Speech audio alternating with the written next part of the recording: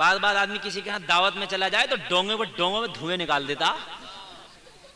اپنے گھر بڑے حساب سے کھا گا کہ ذرا ہاں بس بہت ہے, بس ایک یا دو بوٹی کھا گا, اس سے زیادہ نہیں کھا گا. اسے پتا 200 روپے کلو آ رہا. مگر جب کسی کے ہاں شادی میں بیٹھ جائے گا تو ڈونگوں میں دھوئیں نکال دیتا. دھوئیں اے لوگوں یہ بھی ناجائز ہے. جو تیرا کھانے کی لمٹ ہے اس لمٹ میں کھا, دوسرے کے گھر بھی. اس لیے کہ دوسرے نے جو انتظام کیا ہے 1500 لوگوں کا انتظام ہوتا ہے نا بھائی, میرے یہاں 1500 لوگ ہوں گے تو 1500 لوگوں کا اس خوراک کا انتظام کرتا جو خوراک گھر پہ کھائی جاتی ہے. وہ ناقے والی خوراک کا انتظام نہیں کرتا. ہاں وہ عام معمولی خوراک کا انتظام کرتا. ارے یار باورچی سے حساب لگواؤ, 1500 لوگوں کا کھانا کھایا جائے گا, کتنا اٹھے گا؟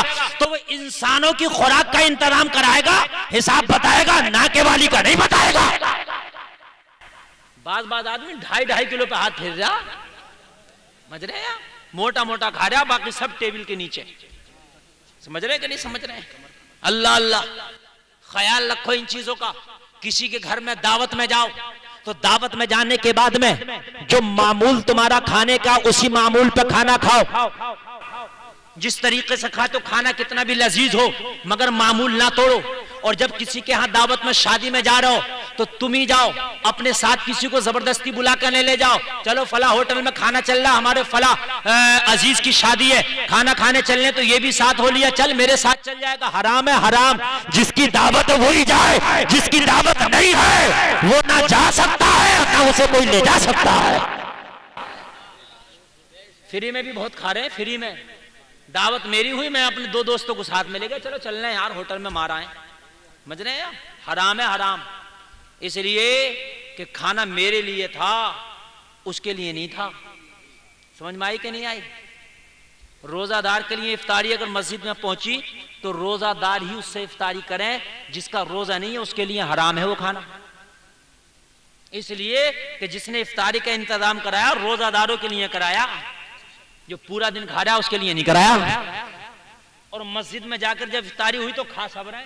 اور اب تو ایسی افطار پارٹی ہو رہی ہے, افطار پارٹی میں کون آ رہے ہیں سب سے پہلے روزہ افطار میں؟ ملائم سنگھ یادو, جن کے دادا دی نے بھی روزہ نہ رکھا ہو.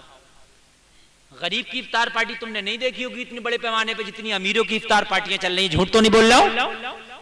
ہمارے مسلمانوں کو بھی نہ ہو کیا گیا, دکھاوا ان کا اتنا بڑا ہو گیا. افطار پارٹی کرا رہا تو ان کی کرا جو غریب ہیں, جو اوریجنل میں اچھا نہیں کھا پاتے ہیں, ان کی کیوں کرا رہا؟ نیتاؤں کی جنہوں نے کبھی روزہ رکھ کے نہیں دیکھا ہوتا کیسا.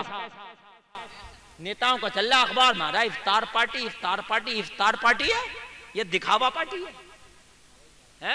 نیتا جی ایک مریض کو اسپتال میں 1 کیلا دے رہے, میڈیا والا فوٹو کھینچ رہا, 1 کیلا 4 آدمی پکڑ کے ہاتھ سے دے رہے ہیں, کئی کونٹل کا ہو. دکھاوے کی بھی حد ہو گئی. انسان اور جانوروں کا فرق بتا رہا ہوں. اچھی لگ رہی ہے تقریر؟